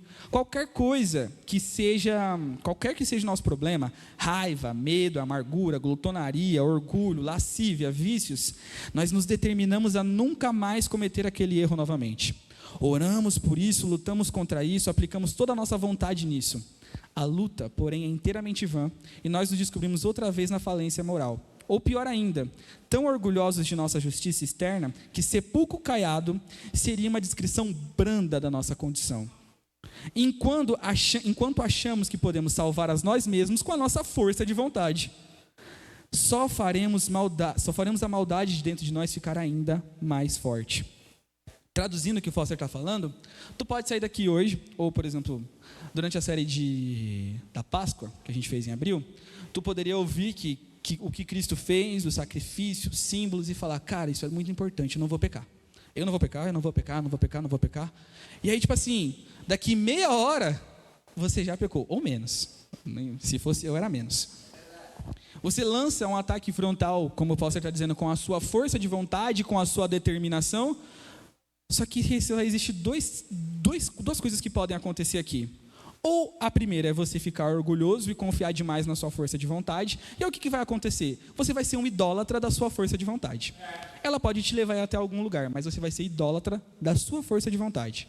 Você vai estar adorando o quanto você conseguiu não pecar. Eu estou há um mês sem pecar. Uau, eu sou incrível. Ou essa força com a qual você saiu daqui, carregado hoje num culto. O culto de domingo foi incrível. O pastor Hélio falou que eu tenho que orar e tal. E agora eu vou, mano. E aí tu sai daqui carregado. Tipo, na segunda semana já não dá para fazer aquilo que você achou que daria para fazer. Não teve tempo, aconteceu alguma coisa. E aí quando você percebe que a sua força de vontade não vai te salvar, tu começa a desanimar. E aí? O que a gente faz quando a nossa força de vontade não é aquilo que a gente pode cultuar? É bastante comum que a gente tente resgatar a nossa vida das garras do pecado através de alguma... Agora pode passar, aqui, ó. Através de alguma... Como é que se diz? De alguma metodologia. Aquilo que eu falei no começo. Vídeo no YouTube, né, que fala, cara, se você levantar às 5 da manhã, você vai ser incrível. Tomar 10 litros de água por dia. Se você for para a academia de manhã, seu treino vai render muito mais. Se você ler 10 capítulos da Bíblia por semana, tudo vai ser incrível na sua vida. E aí a gente confia na metodologia. Mas olha o que Paulo tem para dizer para você em Colossenses. Não manuseie, não prove, não toque. Todas essas coisas estão destinadas a perecer pelo uso, pois se baseiam em mandamentos e ensinos humanos. Essas regras têm, de fato, aparência de sabedoria, mas com pretensa religiosidade, falsa humanidade e severidade com o corpo não têm valor algum para refrear os impulsos da carne. Foi Paulo que falou, que bom que não foi eu. Porque senão vocês poderiam me bater aqui no final do culto. E aí eu queria contar uma experiência para vocês. Eu lembro de, quando eu estava tentando vencer a pornografia e a masturbação, eu lembro de ter, muitas vezes, me apegado a algumas metodologias. Uma delas foi um grupo de 100 dias. Não sei se alguém aqui já viu, também não quero que você levante a mão, ninguém quer ser exposto aqui. Mas é um grupo de 100 dias, existe até um aplicativo para isso. E, cara, é muito interessante, porque as pessoas lá estão muito bem intencionadas. Muitas delas não são nem cristãs, mas elas realmente acreditam que se elas ficarem 100 dias sem cometer, né, aquele ato, que elas vão estar livres para sempre. E algumas pessoas realmente conseguiam, tá? Não dá para mentir, algumas pessoas realmente conseguiam. Mas assim, quantas vezes eu mesmo, e também via comentários de outras pessoas, que elas zeravam o cronômetro de novo e de novo. Eu estou no dia 50, no outro dia a pessoa tinha caído e acabou. Vamos ter que começar de novo. E de novo, e de novo, e de novo. E aí, tipo assim, aquilo parecia ter um ar de religiosidade, parecia ter, né, um ar correto, mas não servia para nada. A palavra vai dizer para a gente que se o Filho nos libertar, nós realmente seremos livres, né? A metodologia... talvez não. As tentativas daquelas pessoas pareciam ser realmente úteis para libertar, mas se a gente, de novo, né, se a gente sair daqui hoje pensando, não vou mais pecar e confiar na nossa força de vontade, muito possivelmente a gente vai estar cultuando a nossa força de vontade, galera. E aí a gente precisa entender, né, que a gente entra nesse impasse, de novo. Se eu estou falando de maturidade, sede, disciplina, a gente entra no impasse, porque aquilo que a gente quer ser, a gente não consegue ser sozinho. Sabe o impasse de Paulo? O bem que eu quero fazer eu não faço, mas o mal que eu não quero eu já pratiquei? Sabe? Mas a gente também não pode continuar a viver diante de Cristo da mesma forma como nós chegamos aqui. E aí, por que eu gosto tanto desse tema? Por que eu gosto tanto de disciplinas espirituais? Porque eu sou cristão há 28 anos. Eu devo ser cristão há mais tempo do que eu respiro, provavelmente, porque minha mãe já veio para a igreja comigo na barriga. E aí, a questão do outro lado é, cara, eu sofri por, vamos pensar aqui, 8 anos com pecados arraigados, não que eu não seja pecador hoje, mas estou falando de pecados arraigados, né? Pecados de estimação, como algumas pessoas preferem chamar, tentando lutar com a minha força de vontade, tentando chegar no outro dia e falar, hoje não vai acontecer. E, gente, às vezes dava certo, tá ligado? Meu recorde era 45 dias. Mas depois, quando acontecia de novo, eu sentia nojo, vergonha de voltar a ir para a igreja. Eu ficava dias e dias sem orar. E percebe, sabe, Davi, né? Eu e o Felipe, a gente faz discipulado, a gente costuma chamar dele o cara mais cara de pau do mundo. Porque ele literalmente estava orando por o filho de um adultério, de um assassinato, e ele tem a cara de pau de fazer jejum. É nesse nível assim. Só que depois que tudo acaba, ele levanta e ele vai para a presença de Deus. Ele vai adorar o Senhor. Muito diferente de mim, que quando pecava, eu achava que me afastar do Senhor seria o suficiente. Seria o que Ele queria. E aí, cara, demorou tanto tempo para eu descobrir que o pai estava satisfeito no filho. Levou tanto tempo para eu descobrir, porque vai chegar, gente, no nível chegou para mim, no nível do cara da história, tá ligado? Que ele falou, mano, é melhor acabar com a minha vida, faz sentido continuar vivendo. Isso figurativamente e realmente, assim, sabe? Figurativamente do ponto de vista de, cara, não faz mais sentido ir para a igreja. Não vai ter jeito. Eu sou um condenado. Eu sou muito condenado. Eu sou muito pecador. Não faz mais sentido. Tá ligado? E aí, tipo assim, olhando para isso, eu nunca vou vencer, não tem futuro. Eu via lá no grupo dos 100 dias pessoas que sofriam, né? E elas sabiam o quanto aquilo estava impactando seus estudos, suas famílias. Via relatos de pais de família, mano, os caras estavam muito bolados porque sabiam que estava destruindo as famílias dele. E dava para sentir que existia verdade naquilo que eles estavam contando. Do que adianta essa verdade se ela não está no lugar certo? Se ela não conheceu o caminho, a verdade e a vida? Sabe? E aí é por isso que eu gosto tanto desse tema, porque elas são a porta para liberdade desses atos. Elas são liberdade para a nossa vida de pecado. Elas são liberdade, são prazer no Senhor, o prazer na onde Ele realmente deveria estar. E são alegria, plenitude de alegria. E aí, novamente, as disciplinas espirituais aparecem como uma resposta. Não só como um conjunto de hábitos, mas um canal por onde a graça de Deus flui constantemente. O Metz, discípulo do Piper, ele vai falar que a gente não pode pegar a mão do Senhor e mover para onde a gente está. E aí isso é muito legal, né, de você pensar, porque não é com o jejum que a gente vai fazer com o Senhor se incline para nós. Claro, não estou negando a palavra aqui, um quebrantado coração, né, vai atrair o coração do Senhor, vai atrair os olhos do Senhor, legal, mas eu não estou dizendo aqui que a gente vai poder olhar para o que a gente está fazendo aqui e querer que isso compre o favor do Senhor. Já disse isso algumas vezes, mas eu queria te dar uma ideia um pouquinho diferente. As disciplinas espirituais são um caminho de graça, por onde o Senhor abriu, um caminho de graça que o Senhor abriu ao morrer na cruz por nós. Então são esse rio que flui do trono do Senhor, da presença do Senhor. Se você parar para pensar, você não pode fazer com que um rio flua mais rápido ou mais devagar. Você pode se achegar nesse rio, beber desse rio, ter prazer nesse rio, mas assim, tu não consegue fazer com que ele flua para frente ou para trás com a sua mão, com a sua vontade. E aí, pensa comigo, a ideia do Metz, a figura de linguagem que ele usa, é de imaginar que você fosse uma pessoa que vivia na mesma época de Jesus, né? Jesus estava ali, andando com a galera, e as pessoas se colocavam no lugar por onde ele ia passar. Pensa no Zaqueu, se colocando em cima de uma árvore para ver ele passar. Pensa na mulher do fluxo de sangue. Ela não podia nem entrar na cidade, tá, galera? Não é uma questão que, tipo assim, que era normal, ela ia se jogar ali, ia estar tudo bem. Ela não podia nem entrar na cidade com o problema, com a deficiência que ela tinha. E ela entra no meio de uma multidão dentro da cidade e toca na veste do Senhor. Ela está se colocando no lugar por onde Cristo vai passar. E mais incrível ainda, pelo menos para mim, eles não citam, mas para mim é muito mais incrível, os encontros que não são intencionais. Como, por exemplo, do paralítico no tanque, que estava aonde Cristo ia passar. Ou, por exemplo, do cortejo fúnebre que aquela mãe que perdeu seu filho encontra com Jesus, por onde Jesus ia passar. Ela não estava indo ao encontro de Jesus, mas ela estava passando por onde ele ia passar.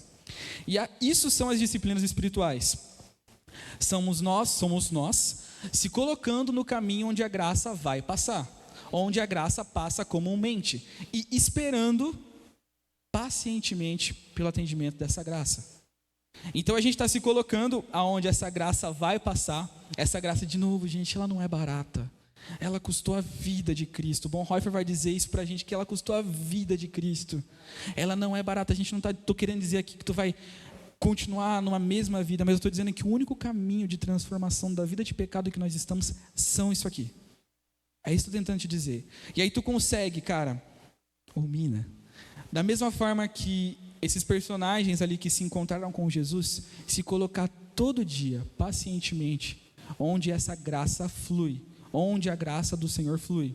Esses caminhos, eles vão dizer, né, eles gostam de falar, que são as palavras do Senhor, são o seu ouvir e o seu corpo, né? São as formas como nós se relacionamos com o Senhor hoje. Digo isso porque, às vezes, tu pode ter um devocional bem xoxo, banco capengo, acontece, às vezes acontece, que nada, ali está tudo gelado, né? Parece, ia fazer uma... Imagine qualquer coisa gelada aí na sua cabeça, porque como está sendo gravado, eu não posso falar o que eu queria falar. Mas, pensa, por exemplo, que tem dias onde você vai estar ali, sentado, e que tu vai abrir a tua Bíblia e o Senhor vai falar tão imensamente ao teu coração, tão imensamente, sabe? Tem dias, por exemplo, que nem eu cheguei aqui hoje. Galera, eu estou num misto de felicidade, tristeza, felicidade, tristeza, felicidade, tristeza, mas eu cheguei aqui, mano, e na celebração da comunhão dos santos, o Senhor acalentou tão profundamente o meu coração com a mensagem de que Ele virá, sabe? É se colocar constantemente pelo canal onde a graça passa. Esses canais são as disciplinas espirituais. O Senhor está constantemente passando no caminho da oração. O Senhor está constantemente passando pelo caminho do jejum. O Senhor está constantemente passando pelo caminho da celebração aqui no culto. E passando por esse caminho, você estando à beira do caminho, a gente consegue olhar para Ele e falar: Hosana, Salvador. Salva-nos, Senhor, nós nos imploramos. Ou, né, no texto mais comum, Jesus, filho de Davi, tenha compaixão de mim, no lugar onde Ele passa, comumente. A sua voz, para que nós o ouçamos, tá certo, né? Sempre verbal aí, né? Os seus ouvidos, para que nós sejamos ouvidos, e o seu corpo, para participarmos juntos dessa transformação. Amém? O Foster, ele ainda se baseia lá em Gálatas 6, não sei se tem, se não tem, eu não lembro mais, mas lá em Gálatas 6:8 está escrito: quem semeia para a sua carne, da carne colherá destruição, mas quem semeia para o Espírito, do Espírito colherá a vida eterna.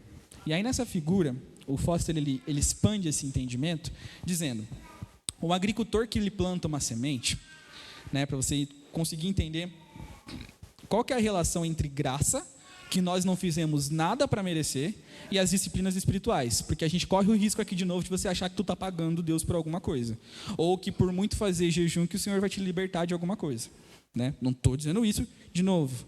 Ele é soberano para fazer, mas Ele é bondoso e quer fazer. São duas coisas aí que aí é com Ele. E aí assim, o que a gente está falando aqui? O Foster ele diz que um agricultor que planta uma semente, ele é impotente para fazer a semente crescer. Ele abre a terra, ele ara a terra, ele planta a semente, ele rega, ele cuida, ele aduba, mas ele não consegue fazer com que a semente saia dali. E é engraçado, a gente estava plantando algumas coisas em casa esses dias, e muitas delas não vingaram, inclusive. Não foi culpa sua, você é incrível, mas a gente não era impotente para fazer com que a semente saísse da terra. Algumas brotaram, algumas não. Algumas morreram no meio do caminho e algumas estão lá até hoje com a gente. Mas a gente é impotente para fazer. A ideia de semente aqui é tão legal porque ela está debaixo da terra, algo escuro que você não consegue ver. E você é impotente, para fazer com que aquilo brote. Sabe quando Paulo vai dizer para a gente que é o Senhor quem dá o crescimento? Um planta, outro rega, mas é o Senhor que dá o crescimento. É nesse sentido aqui também. A gente se coloca nesse lugar onde o Senhor vai passar constantemente. Essa é a nossa parte. A parte do Senhor é dar o crescimento para essa semente que a gente está plantando. Em oração, em jejum, em comunhão, em confissão. E aí, como eu já fiz bastante suspense e já estou falando há mais de 1 hora, misericórdia, eu queria te dizer, né? Primeiramente, a graça, eles usam um termo, né? Esses autores, eles usam um termo que a graça é indomável, correspondente à soberania de Deus. Mas ele tem uma imensa bondade para nos trazer liberdade, prazer e alegria. Lembra? Jesus orou por isso, né? Como o Mateus gosta de dizer, você já viu alguma oração de Jesus não ser atendida? Mas vamos lá, o que são, mais, de forma um pouco mais prática, quais são as disciplinas espirituais? Passa para nós, Kel. A gente classifica elas de diversas formas, vários autores vão classificar elas de formas diferentes, mas a gente pegou a classificação mais comum, né? Aqui provavelmente vocês viriam, se vocês vissem um vídeo ou alguma coisa na internet, provavelmente a galera vai estar apresentando dessa forma, que são as disciplinas interiores, por isso a gente tem um coraçãozinho ali, que é meditação, oração, jejum e estudo. Eu vou adiantar aqui, a gente vai falar sobre cada uma delas, não se preocupe. Mas meditação não é sentar, né, em posição de yoga, ficar fazendo né? A gente está falando de meditar na palavra, é correspondente com aquele versículo, medita na palavra do Senhor de dia e de noite, né? Ou o Salmos 1 que a gente falou aqui, que tem prazer na lei do Senhor. É esse tipo de meditação que a gente está falando. Oração, que é oração, jejum, que é jejum, e estudo, que é um estudo aprofundado da palavra, não é só ler a caixinha de promessa, é entender contexto, entender relação, entender contexto histórico, tá? Simplicidade é sobre como nós gastamos nosso tempo, dinheiro, como nós investimos nossos recursos. Solitude, que pode ser um tema bastante difícil aí para quem gosta de muita muvuca. Submissão, que é a respeito de estarmos submissos uns aos outros. Serviço, que é até um motivo de ter uma toalha ali, né, para servirmos uns aos outros. E essas são as exteriores, perdão, esqueci de falar. E as comunitárias, né, que a gente faz em comunidade, que são confissão, celebração, nosso culto aqui, né, e adoração. E aí vai ter uma leve diferença entre celebração e adoração, mas a gente também explica isso lá nas próximas semanas. Importante, elas podem ser divididas de muitas outras formas, muitas coisas podem ser adicionadas, tiradas dessa lista. Tem autores que preferem simplificar isso, tem autores que preferem aumentar isso aqui, mas a gente vai seguir com essa lista para as próximas semanas, a fim de que, tipo assim, isso aqui é tudo isso que eu acabei de dizer. Todas essas coisas que eu acabei de dizer, liberdade, prazer, alegria no Senhor, um caminho de plenitude, começa nisso aqui, sabe? A gente pode redividir, reagrupar, mas esses são os caminhos que nós recebemos dos autores dentro da palavra para que nós alcancemos esse lugar de maturidade, onde as nossas sedes são estancadas e nós crescemos em maturidade diante do Senhor. Beleza? E aí, prometo que eu estou acabando, aguenta só mais um minutinho. É muito importante, eu já falei disso várias vezes, mas é muito importante que você saia daqui, sabendo disso hoje, que essas disciplinas são um caminho de graça. Ela não está livre dos nossos empenhos. Essas coisas são para fazer, são coisas que a serem feitas. A gente falou, são verbos, são para ser executados, tá? Não está livre dos nossos empenhos, mas nós somos impotentes para fazer essa semente crescer. Já citei o Bonhoeffer, ele diz que a graça é gratuita e não barata. Então não dá para a gente ficar sentado esperando que chova Doritos. A gente precisa plantar essa semente, preparar a terra, a gente precisa se consagrar, entrar em oração, a gente precisa se colocar num caminho de discipulado. O que o Senhor vai fazer através disso está na soberania dele. Mas esses são os caminhos por onde a graça do Senhor flui constantemente. E existe um convite do Senhor: entra no rio, vai mais fundo. Mas, assim, né, como Paulo fala lá no começo, essas coisas só vão ter os devidos sabores para a gente se a gente perseverar. E eu estou dizendo isso por quê? Na nossa sociedade autocentrada, né, meio egoísta, problemática, produtivista, a gente não vai achar essa liberdade tão libertadora, tá? Estou te falando isso com experiência de causa. Você não vai achar em primeiro momento que fazer um jejum e, por exemplo, eu gosto de fazer jejum. Obrigado, meu amigo. Um dos autores que eu gosto muito, o Subirá, ele recomenda que quando a gente faz jejum, a gente também coloque em volta disso alguns outros aspectos. O jejum bíblico é de alimentos, mas que a gente também entenda qual que é o alimento espiritual que a gente está comendo. Então, eu gosto de fazer jejum tirando no meu jejum também as redes sociais, né? As que dão, né? Porque o WhatsApp é impossível. Mas eu gosto de tirar. Gosto de tirar as músicas que eu gosto de ouvir, que são de artistas seculares. E aí, isso não vai te parecer tão libertador de início. Vai parecer que você está se restringindo mais. Só que, cara, coloca os teus olhos no alto. Coloca os teus olhos lá em cima. Para entender que essa corrida, ela começa aqui, mas ela não acaba aqui. Esse prazer não vai parecer tão prazeroso quando eu te disser que você vai, tipo, ter que orar, sabe? Eu não conheço uma pessoa que, tipo, num primeiro momento achou que era muito prazeroso orar. No dia 1 da oração achou que era muito prazeroso orar. Eu não espero que esse prazer seja prazeroso para você na semana 1.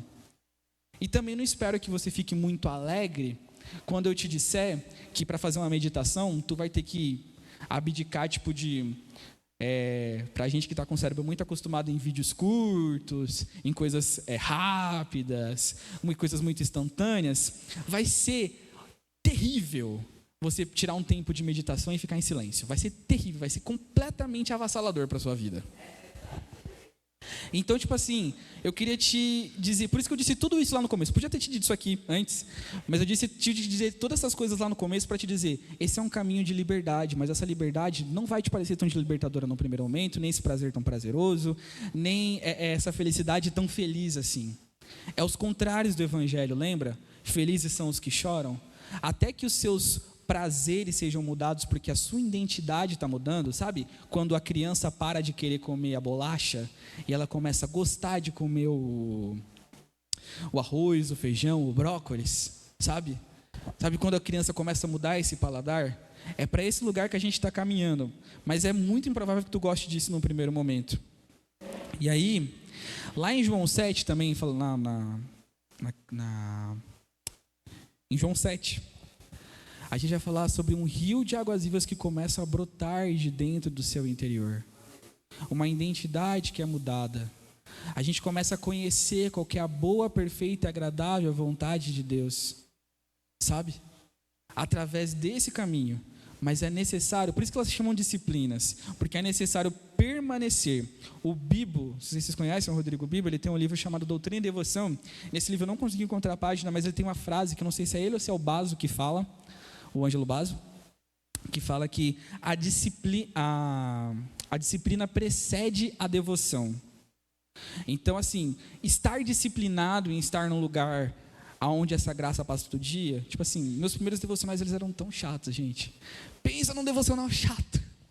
Até que o Senhor foi colocando cor, foi colocando formato, até que perceber que, tipo, estar ali todo dia fazia sentido, mas porque eu me sinto com o meu amigo todo dia.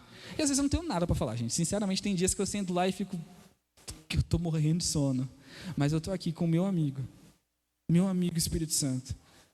Nosso amigo, né? Eu tô falando meu, porque eu me relaciono com ele, você, se você se relacionar com ele pode se tornar seu amigo, ok? Brincadeira. Por fim, é necessário ressaltar que existe um caminho de morte também, que está muito correlacionado aqui. E aí, vamos lá em Mateus 5:20, eu nem sei se tem slide disso, mas eu acho que talvez não tenha, mas eu vou ler aqui para vocês.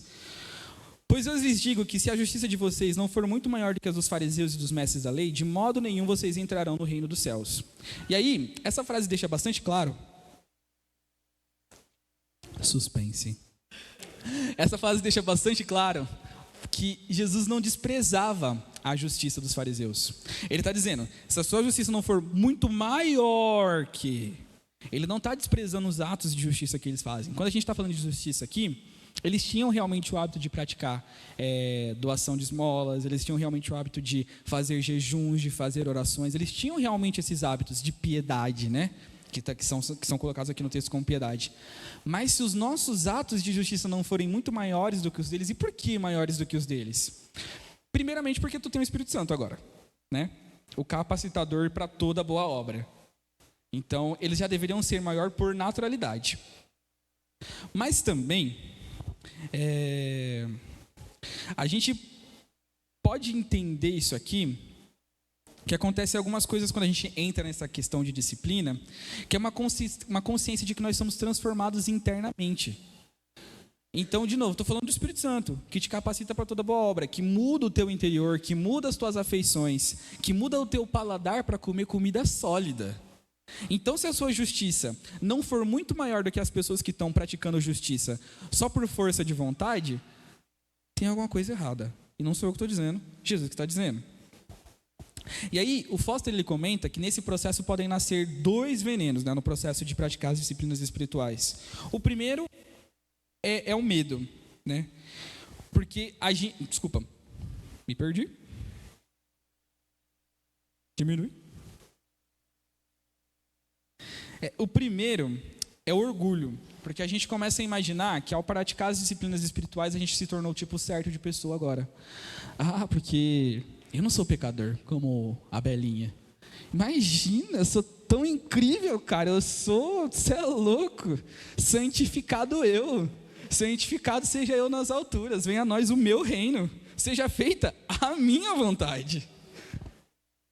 E aí, isso parece muito com o que a gente vai ler lá em Lucas 18, que tem um fariseu que ele está orando, ele ora de pé, né, no pátio do templo, ele ora assim: ó Deus, eu te dou graça porque eu não sou como esses demais homens, roubadores, injustos, adúlteros, e nem ainda como este publicano. E Jesus vai ensinar que aquele publicano, que estava prostrado, orando silenciosamente, ele estava orando com o coração dele contritado, porque ele sabia o que ele estava fazendo. Eles sabiam qual eram os atos dele. Estou te falando, oração que só faz barulho, viu? Oração que só faz barulho. Então adianta tu entrar no caminho das disciplinas espirituais para fazer orações como essa? Você corre esse risco de passar por esses 2 venenos. O primeiro dele é esse orgulho de você achar, mano, porque agora eu faço jejum toda semana, eu sou o crente mais incrível da ICF Capão. Melhor, o crente mais incrível do Jardim Dom José.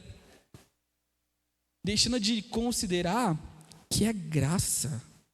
A transformação que acontece dentro de você, os sabores mudando, a sua vontade por estar na presença do Senhor é graça. É o rio da graça do Senhor que flui e transforma a tua vida. Você precisa lembrar disso. Porque se você começar a mentalizar, colocar na sua cabeça que é pelo seu muito esforço que essas coisas estão acontecendo, você tem de novo um altar para o esforço dentro da sua casa. E o outro, em seguida, o outro veneno que pode nascer aqui que o Foster comenta, é o medo. Medo porque, contar uma situação que acontecia muito num lugar onde eu estava, que era tipo assim, você tinha o líder, isso aqui não acontece porque o café, ele é completamente, o coração dele é completamente aberto, eu estou dizendo porque eu ando com ele, eu sei. Mas você tinha o líder, e o líder muitas vezes ele pecava, porque ele também era jovem, que nem a gente, o líder dos jovens, assim, ele pecava também. Só que, tipo assim, ele tinha medo de mostrar que ele pecava. E esse medo era o medo de não fazer, de não ser, de não corresponder com a expectativa de que eles eram. Então, os pecados dele estavam todos encobertos. E ele ia para o inferno assim, ó, de balde. Estava indo para o inferno de balde, porque estava escondendo todos os pecados dele ao invés de confessar. E aí, cara, você pode entrar nesses 2 caminhos. O caminho de orgulho pelo que você já fez, e aí quando você começa a fazer demais, você tem medo de perder o controle. E aí você fica escondendo os seus pecados porque você tem medo de não ser mais aquela pessoa que você vendeu que tu era. Sabe a pessoa que eu quero vender que eu sou? Um pecador que depende muito da graça de Deus. E que depende desses caminhos, da confissão, que depende do jejum, que depende da oração, para chegar mais perto do Senhor e ser transformado à medida dele. E aí, é muito interessante, eu vou correr, gente, eu prometo que eu estou acabando, mas é muito importante dizer isso aqui. Lá em Gálatas 6, o Senhor vai nos dizer algumas coisas que são muito engraçadas, assim, né, através de Paulo. Que ele vai nos ensinar o nosso coração correto em relação à justiça que nós já aprendemos. Ih, não está mais lá? Então tá bom, eu vou ler aqui para vocês. Irmãos, se alguém for surpreendido em alguma transgressão, vocês que são espirituais devem restaurá-los com espírito de mansidão. Cuidem-se, porém, cada um para não ser tentado. Levem os fardos um dos outros e cumpram a lei de Cristo. Se alguém se considera alguma coisa, não sendo nada, engana-se a si mesmo. Cada um examine seus próprios atos e poderá orgulhar. Pega um outro microfone com uma bateria mais nova aí para nós, para ele parar de chiar, por favor. Poderá ter orgulho de si mesmo sem se comparar com ninguém, pois cada um deverá carregar a sua própria carga. O que Paulo está falando aqui, né? A gente tem essa vibe de se comparar com a pessoa que está fazendo mais, com a pessoa que está fazendo menos. E aí Paulo está dizendo assim, ó, beleza, vou pegar, o Vitor. Vitor, você começou a fazer jejum todo dia? Sua responsabilidade agora é ensinar as pessoas a fazerem jejum como você tem feito. Falar nos telhados aquilo que você tem aprendido no seu secreto, né? Inclusive, até desmistificar uma coisa aqui, né? Se a gente sabe que Jesus jejuou é porque ele contou para alguém, tá, gente? Então não fiquem tentando esconder tantos jejuns. É importante que as pessoas saibam.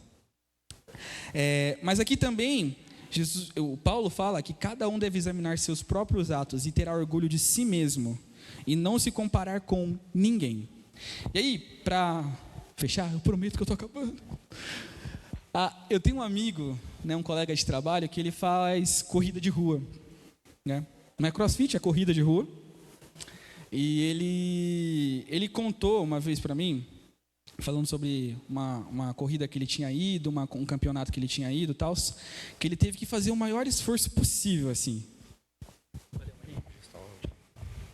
E aí,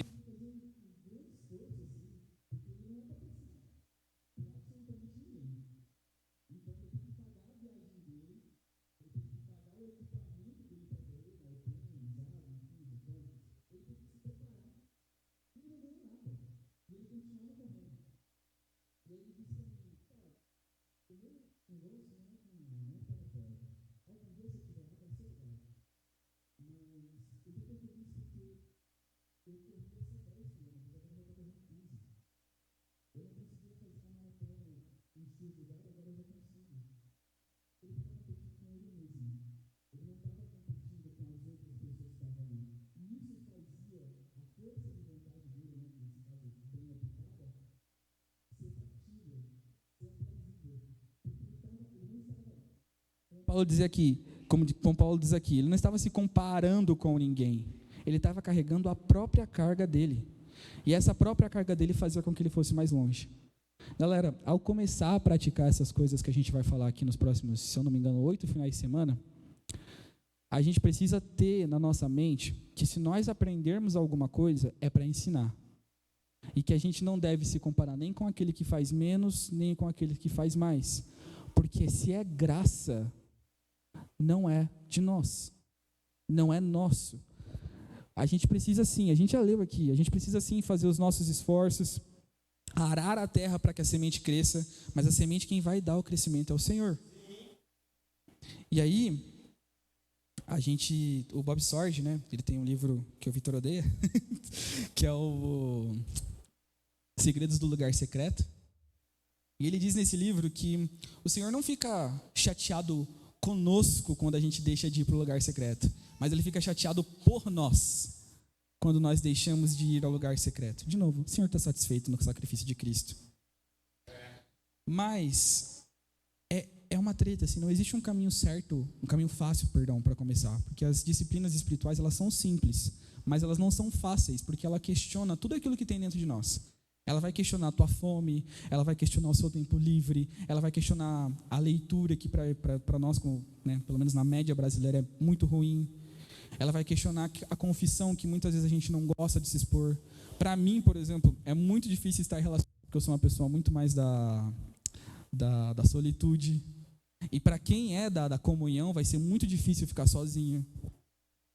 E assim, a gente precisa lembrar que esse é um caminho de graça, que esse é um caminho de felicidade, de prazer no Senhor. E que a gente tem um ajudador para nos ajudar a tornar essas coisas reais no nosso coração. A gente tem um ajudador para ajudar a nos tornar isso possível, para que a gente glorifique a Cristo com nossa forma, né, mais correta de viver. Com tudo isso, né,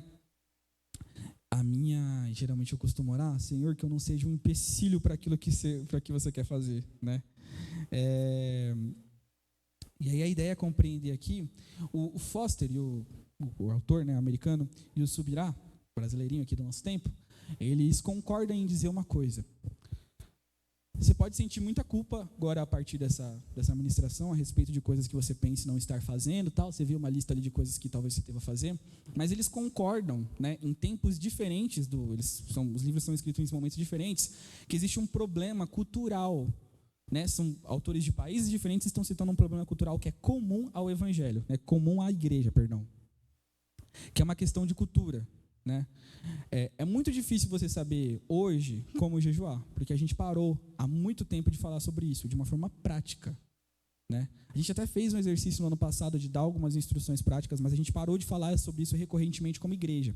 Além daquele fato, né? A galera acha que pelo Senhor abominar, né, o fariseu que se levanta e coloca uma roupa de saco para mostrar que está fazendo jejum, a gente também acha que a gente não pode falar que estamos fazendo jejum. Vou te lembrar que nenhum discípulo do Senhor era adivinho, então se Mateus, Marcos e Lucas escreveram sobre jejuns que o Senhor fez, o Senhor teve que contar para eles, tá? Então já começa daí o fato que, tipo assim, a gente precisa começar a transmitir isso como cultura. E se você nem sabia até hoje o que era jejum, calma, não se sinta culpado. É muito difícil, por exemplo, você entender que solitude e meditação são disciplinas espirituais que vão te levar para mais perto de Deus, se você nem sabia o que era disciplinas espirituais hoje à noite, sabe? Então, meu pedido é, não fique com o coração pesado por essas coisas que foram ditas aqui hoje. A ideia daqui para frente é te passar um caminho de coisas que nós experimentamos, nós lemos e provamos e vimos que o Senhor é bom. Nós entramos no rio e, mano, que incrível que é aqui dentro. Vamos juntos, sabe? Para te ensinar, porque, de novo, alguém aqui sabe dizer qual que são os grupos de coisas que a gente não pode comer para sair do jejum? Alguém aqui sabe dizer qual que são os grupos de coisas que a gente não pode comer para sair de um jejum? Porque provavelmente você vai passar mal?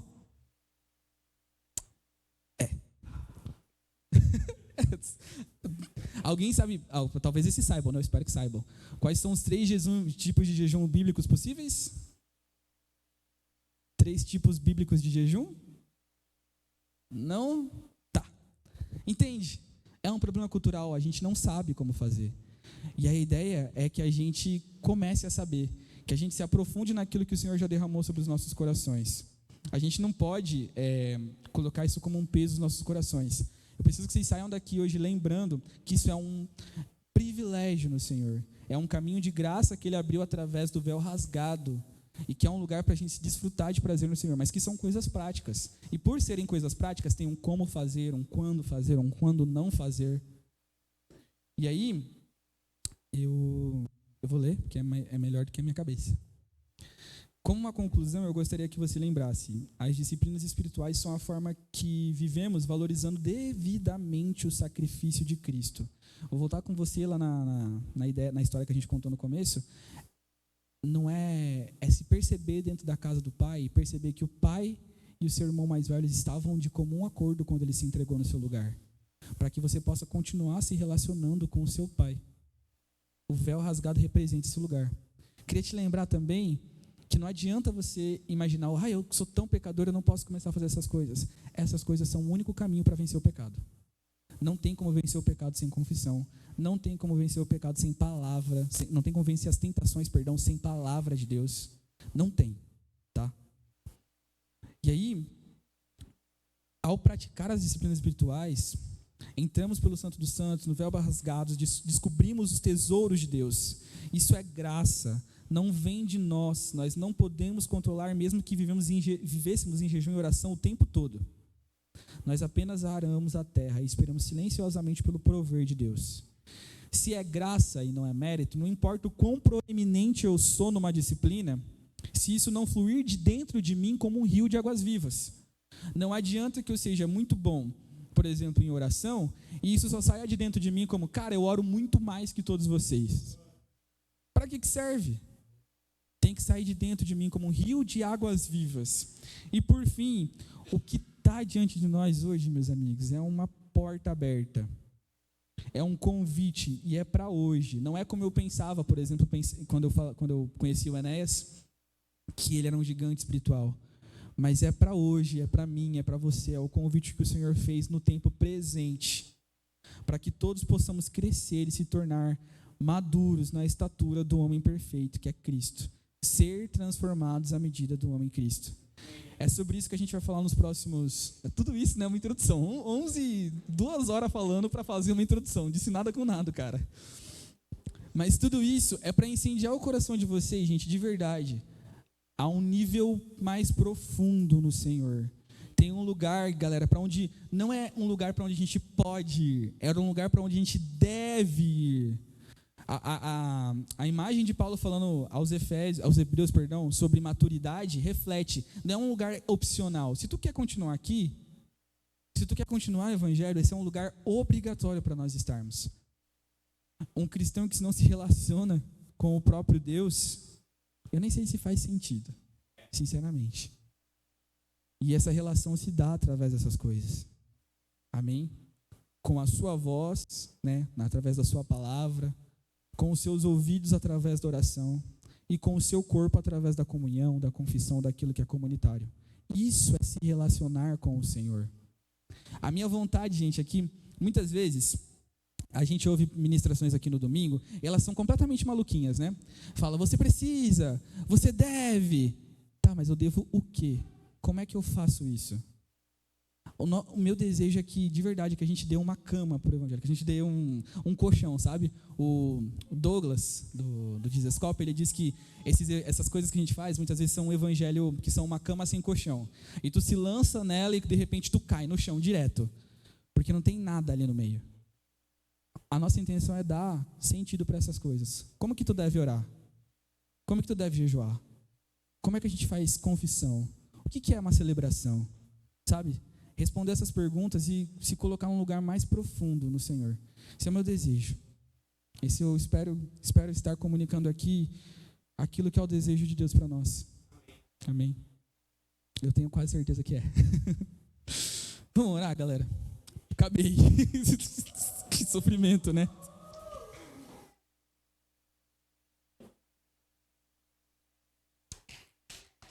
Não. Obrigado. Senhor, nós... Vamos fazer um som aí para nós? Então tá bom. Senhor, nós expusemos aqui, Pai, aquilo que o Senhor tem nos comunicado no secreto.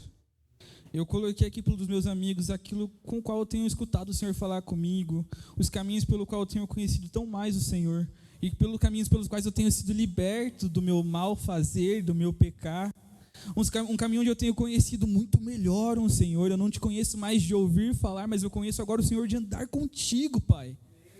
Cara, isso é tão incrível, Pai, isso é tão maravilhoso. E eu entro num véu descortinado e eu queria muito que os meus amigos vivessem isso.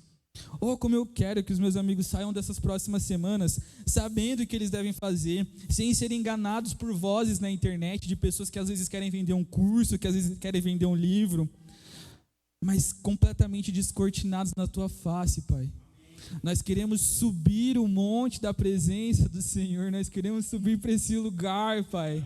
Nós queremos subir junto com Moisés, nós não queremos ficar lá embaixo adorando bezerros de ouro construídos com os nossos próprios esforços. Nós queremos subir até lá, olhar a Tua face, e quando nós descermos do nosso lugar secreto, nós queremos que os nossos rostos, Pai, nós queremos que a nossa face transmita a glória do Senhor, Pai. Nós queremos ser esse lugar onde, com o rosto descoberto, nós mostramos a Tua glória, Pai. Que os meus amigos, Pai, que o Senhor possa comunicar aos meus amigos a importância desse lugar, a importância dessas atividades, dessas disciplinas espirituais. Pai, que aquilo que eu não fui capaz de fazer aqui, de direcionar, mas que o Senhor fale mais profundamente ao coração dos meus amigos aqui, para que eles entendam que é só nesse lugar que nós começamos a nos relacionar verdadeiramente contigo, onde nós somos mudados verdadeiramente, Pai. Incendeia os corações deles com a mesma chama que o Senhor tem incendiado meu coração por anos, para te conhecer muito mais, não através dos nossos méritos, daquilo que nós podemos fazer, mas através de sentar silenciosamente perto do seu rio de graça, esperando que o Senhor passe por lá, com a sua presença constante.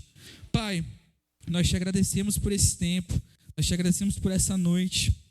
Amém. Amém.